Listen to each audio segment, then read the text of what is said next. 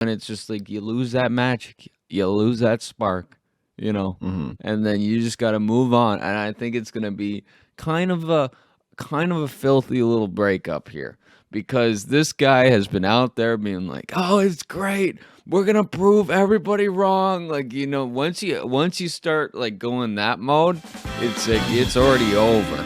It's already trouble. Welcome back to another 11th Island Weekly CFL recap. Here we're going to be recapping CFL Week 12, looking ahead to Week 13 here. Chris, what are we starting off with? First game was a sad one. If you're an Argonauts fan, 37-16 in Montreal. Brad, what are you thinking about that one?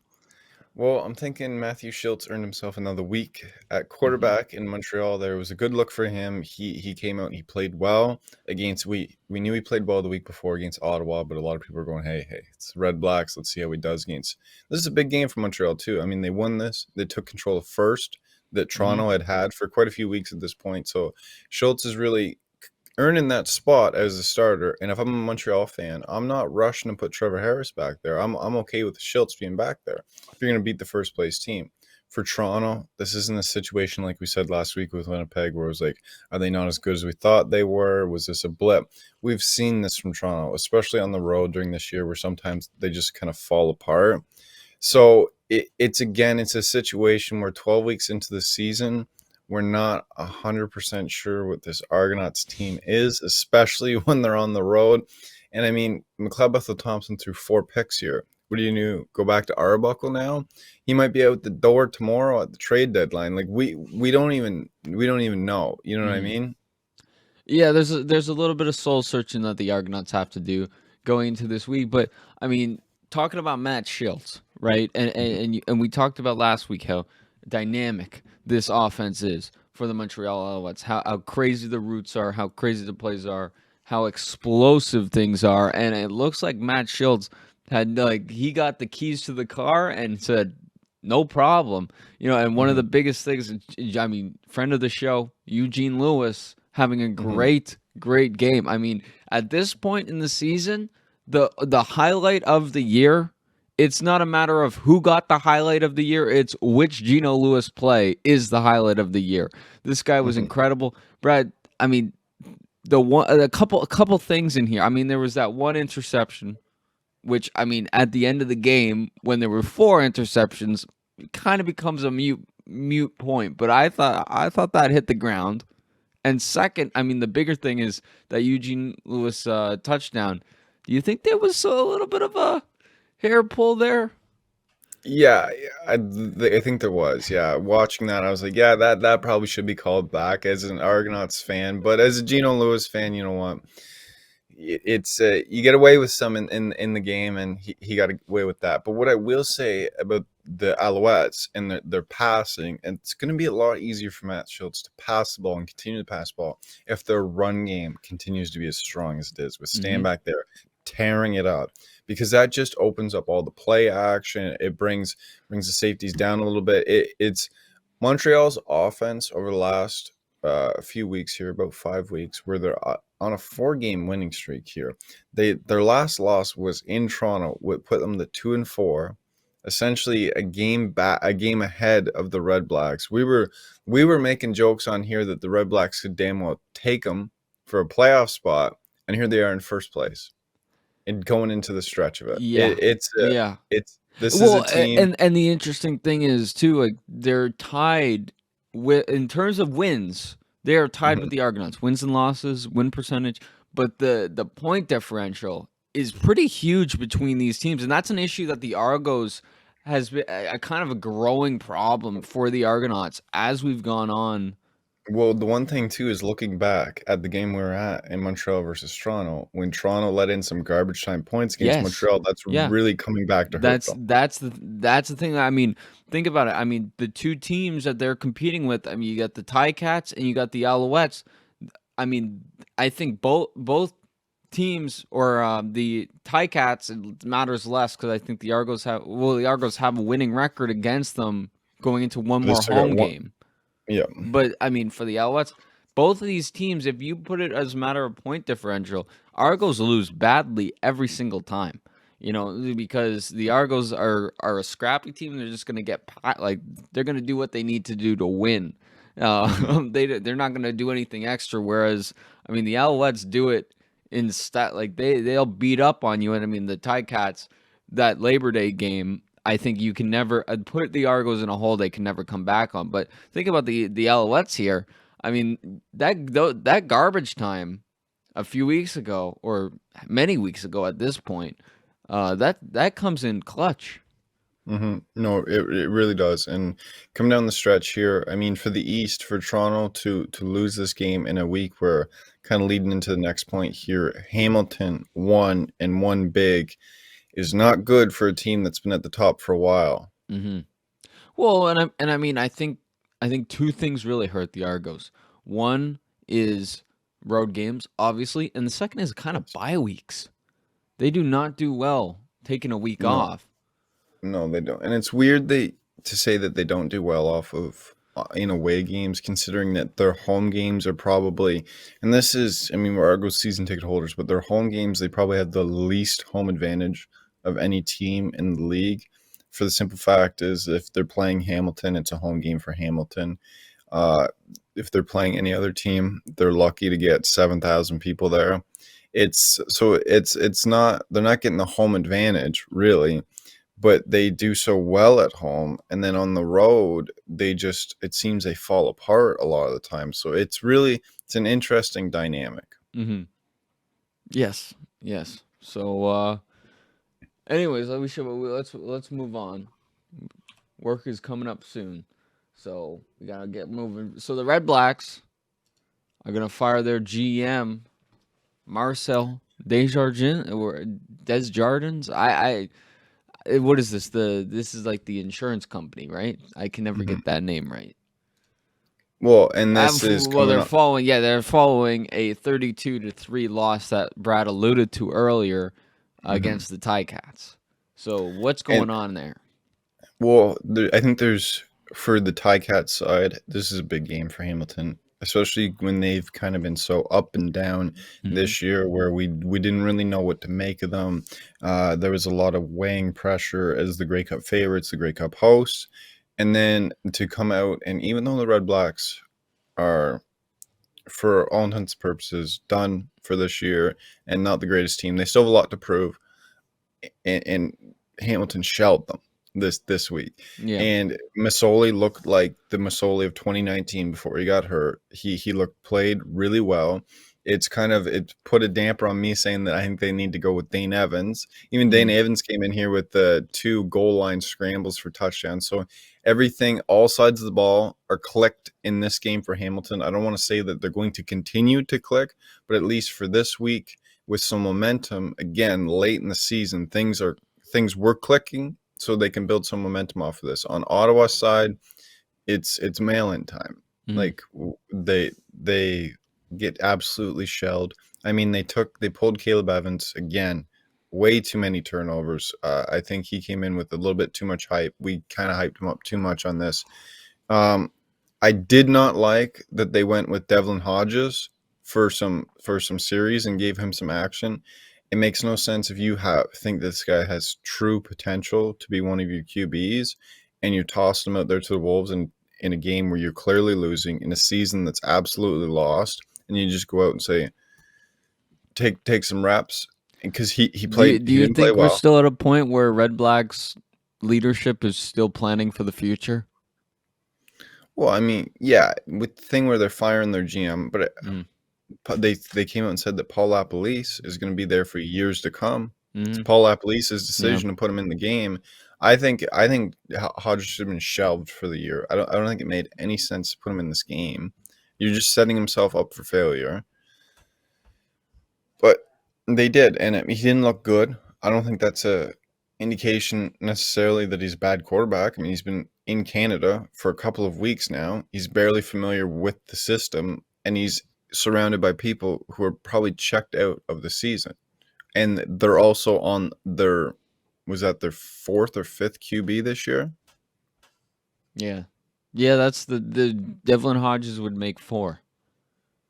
Yeah, well, 5 if you count that Nate Bahar for the couple of snaps he took too. Yeah. So yeah, it's Yeah. not a great situation. And on the other side of things, I mean, you have the Ticats finally not only having both quarterbacks in or ready to play, but Hmm. also, I mean, the receiving core just firing on all cylinders. You had five guys in and around 50 receiving yards. Oh, I'm You sorry had for that loud noise. I'm very sorry. I just oh, I just hammered the mic. you had Addison. I think he got almost 100 receiving yards. So you got options for Mazzoli out there. I Hmm. think this is where the Well, Ticats. well, Addison got hurt too. Do we know the status of him? Oh, is that? Yeah, Addison.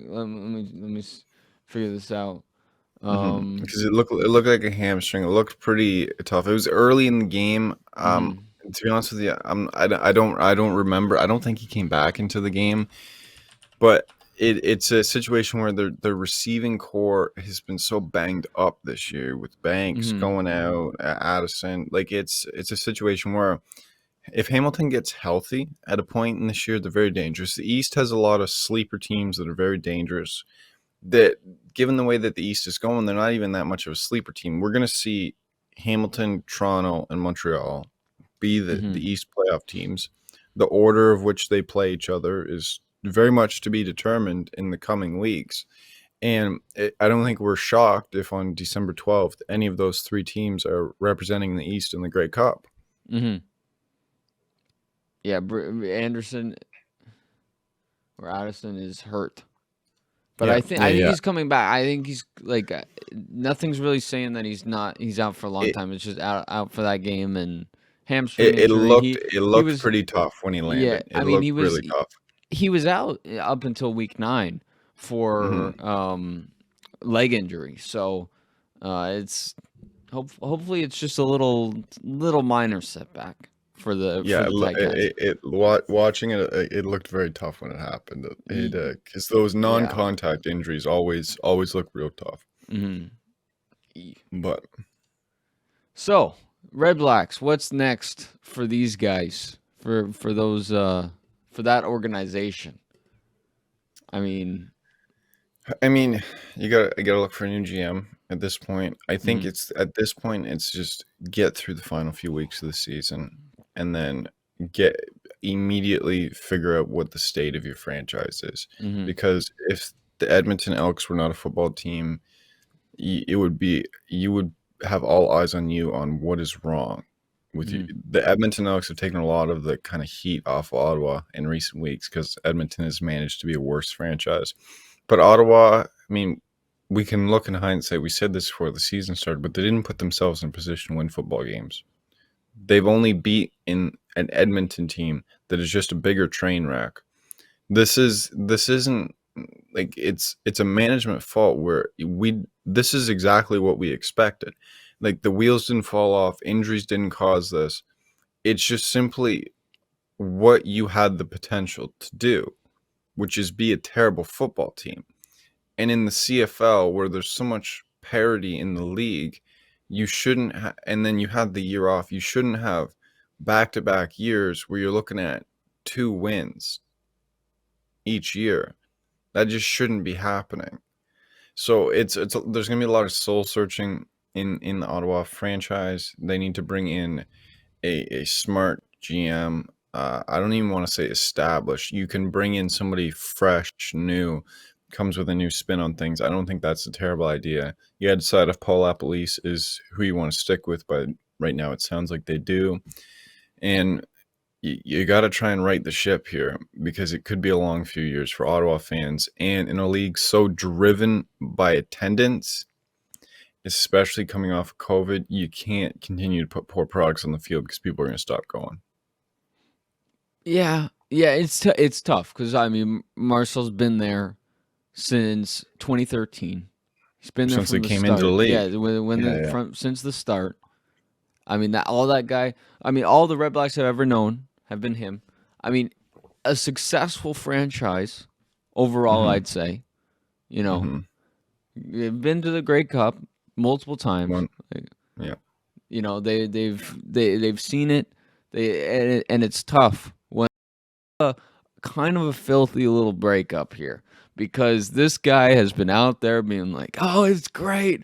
We're gonna prove everybody wrong." Like, once you start like going that mode, it's like Mhm. it's already over. It's already trouble.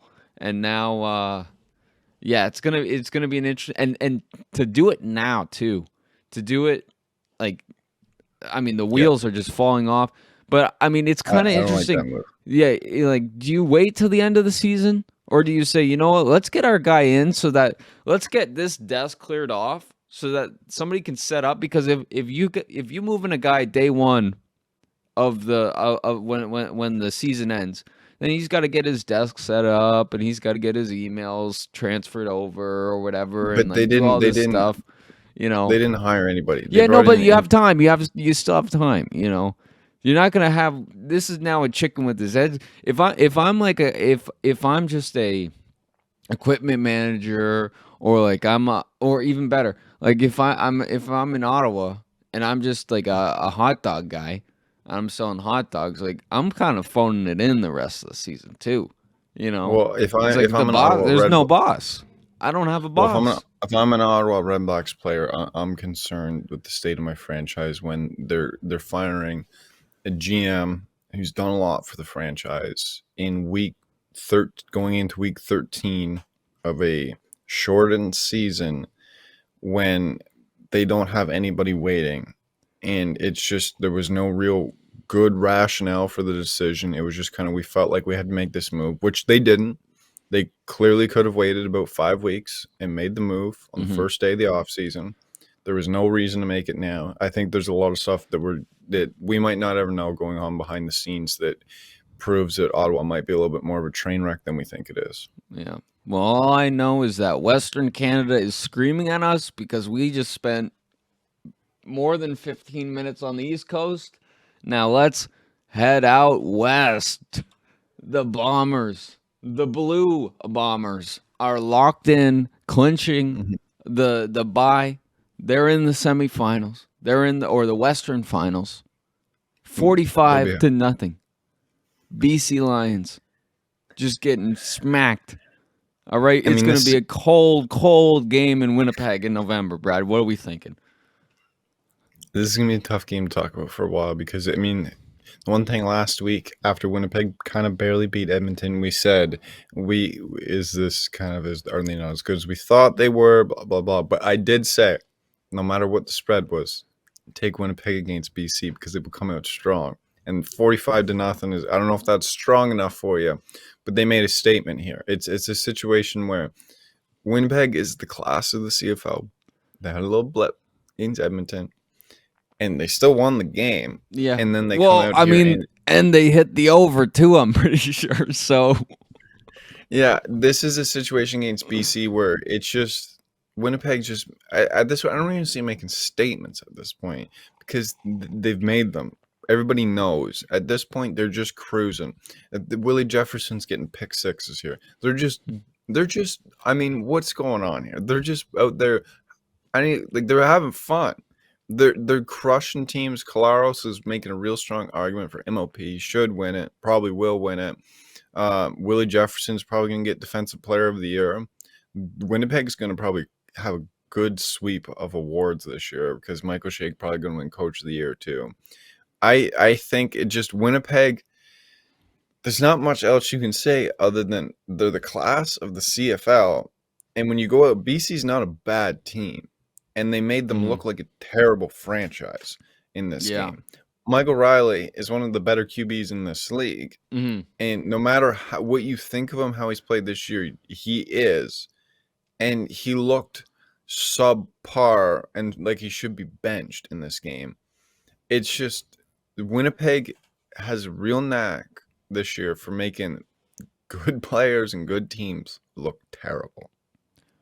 Yeah. I mean, the BC Lions, it's definitely been a like real shift in the last few weeks where it's like, okay, we look like we can maybe get a second place in the West, and then all of a sudden, I mean, the Stampeders coming out hot last Mhm. few weeks, and it's real. I mean, the Lions really kind of took a knee really fast on a lot of that stuff. It felt like. you know. Mhm.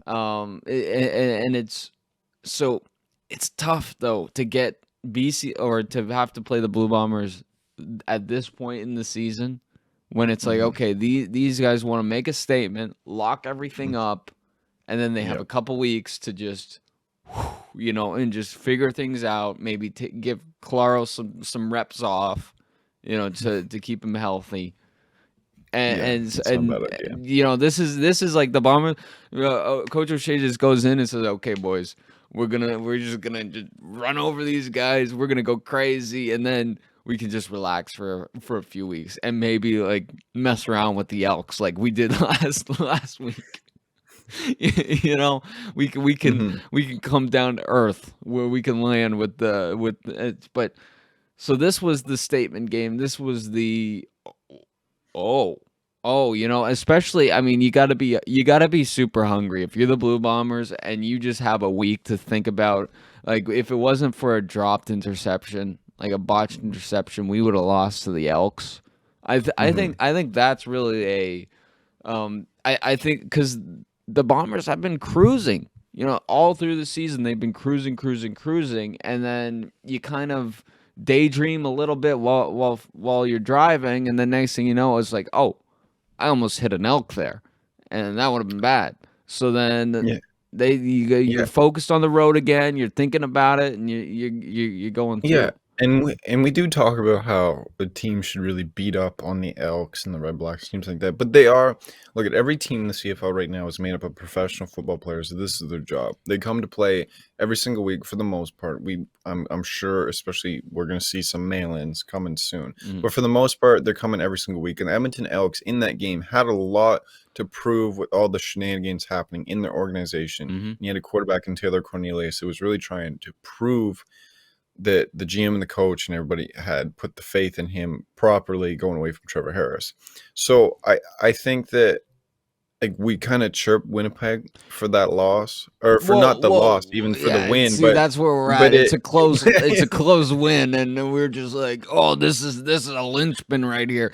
But I mean, the it point is the point is, I mhm, think I think that every team, not only can any team beat and like has those professional players, but also every team has a sort of a weak spot, a soft underbelly that gets mhm, revealed, in those crunch situations.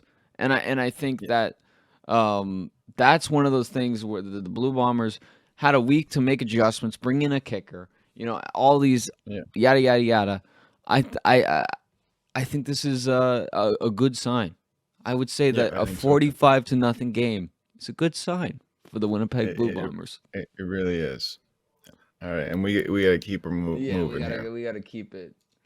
Okay, so then the Rough Riders strike back against the Stampeders, 2017. Brad, this rivalry between these two teams this season has been Well, crazy. yeah, and it's probably this was the third time that they met. No, was this the fourth time they've met This is or the the third this is time? the finale. So I this think is their because they've met. last. It feels like they've played each other every week for the last three Yeah, this weeks. has got to be Like, four. There's got to be four games here. yeah, we'll have to check that. Somebody can maybe let us know in the comments. But it is. I mean, this was a big game for both teams. And it was probably Hmm. the game of the week here. It was the closest game of the week, and it was a Hmm. big game for Saskatchewan to come out ahead, especially with how Calgary was trending up. And we've been talking a lot about how the Rough Riders have been kind of trending down. Hmm. Saskatchewan kind of keeps a hold of that second place for now. They control their destiny coming into the final few weeks of the season. Calgary played them tough here, though. Bo Levi Mitchell's 3 interceptions did not help whatsoever, Hmm. which is tough for one of the supposedly better QBs in this league.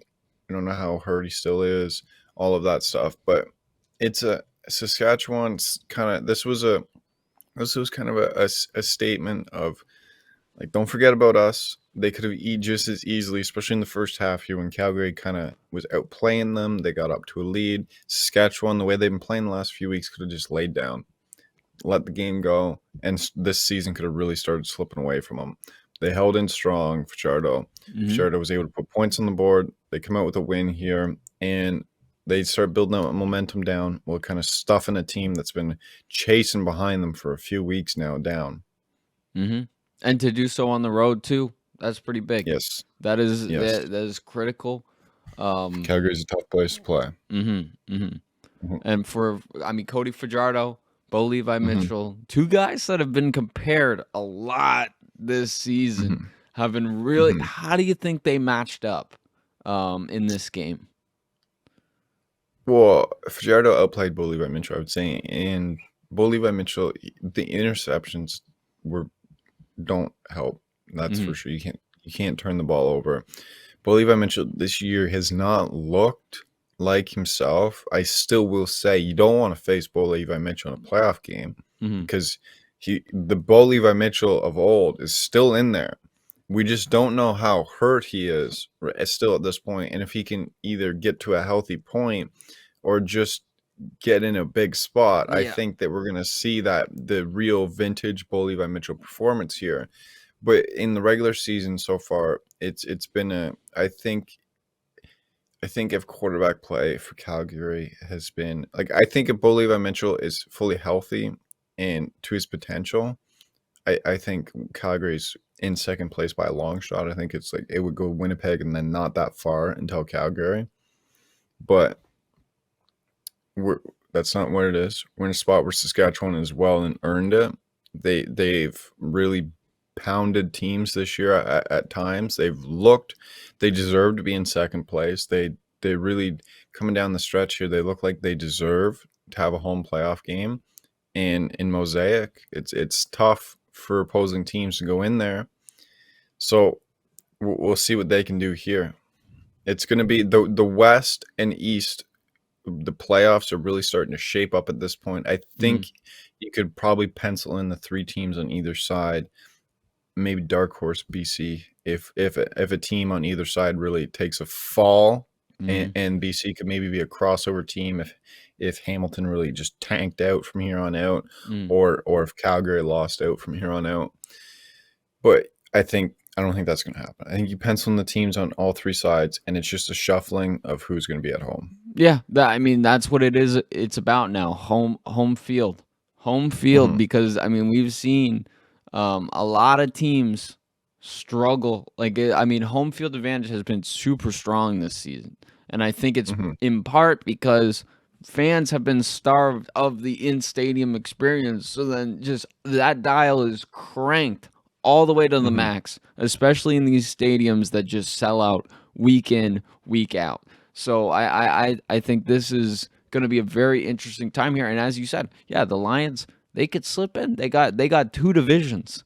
They got two divisions that they can look at right now in their position and say, you know what? Like I see some weakness. Like let's keep running here, because how you bounce back against a big loss like that? Yes, it's the Blue Bombers, so you gotta take it with that grain of salt, and you gotta keep going.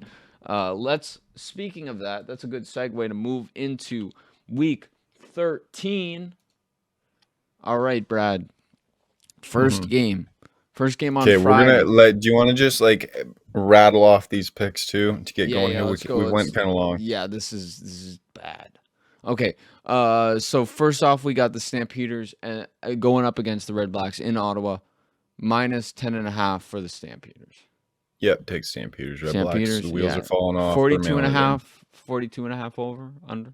Yep, Calgary might hit them themselves. Yeah, okay. So then we got Hamilton going up against the Elks. Hamilton's at minus 4.5. Yeah, Hamilton easy here. They just shelled a bad team. They're playing another bad team. Yeah, how about that schedule for the Hamilton Ticats here? That might be a big blessing. And then we got the Lions going up against the Argonauts in Toronto. Lions +4. Yeah, I think you take Toronto here. The Lions are kind of skidding. Toronto needs this game. I think you take Toronto and the points here. Game I'll be at too. Yes. All right. So 45.5 over under. Lions under scoreless. Under. Yeah. Yeah, under. And then we have the Rough Riders going up against the Alouettes in Montreal. That's a big game. That's a really fascinating game. Rough Riders are minus 1.5. Yeah, I will say, even though we're trying to go quick, this is the game of the week here for sure, and it's really interesting how, even though it's an East versus West, this game brings in massive playoff implications for Yeah. both divisions. Yeah. So I think that would be the must-watch game the week. I don't at -1.5. You don't take. I think you take Rough Riders money line here. I think Saskatchewan. I think Saskatchewan wins it. Do you think that Trevor Harris plays this game, and does that impact your decision if No, that gets I think announced? I think if Trevor Harris were to start a game for the Montreal Alouettes after Matt Schultz just beat the first place team and put them in first place, I think that would be a terrible decision. I don't care what Trevor Harris has done in this league or what he's Mhm. doing. I think that would be a major mistake here to take out a QB who's truly earned his spot and performed, to take him out in favor of somebody that's truly had a terrible year in Trevor Harris. Like, if we're being honest, Mhm. I think it's a situation where until Matthew Schultz does something that makes you think he has to be taken out of the game, it's Matthew Schultz's team. I think Trevor Okay. Harris is a safety blanket at this point. All right, so And 46 I and a also think half. Trevor Harris over. I also think Trevor Harris is the future starting quarterback for the Ottawa Redblacks in 2022. I'm still staying with that pick from last week. So All right, and we'll see if you stay with it next week. Next time on when we see. and yes, I will say too, Chris. We tease special news this week. We don't have time for it this week, so you'll get it next week if you Wait, still special listen. news? I don't even know what the special news is. Oh, Think about it. yeah. Okay. Yeah. We'll get to that next week. Anyways, Yes. Brad, tell the people what they got to do. And if you're listening on audio, make sure to follow, rate, and review. If you're listening on YouTube, make sure to comment, like, and subscribe. YouTube subscriber giveaway at 350, 500 subs. We're getting close to 350. We'll be doing that soon. Check out the Sports Card playlist, and we will see you next week. Enjoy the slate of games this week. see ya.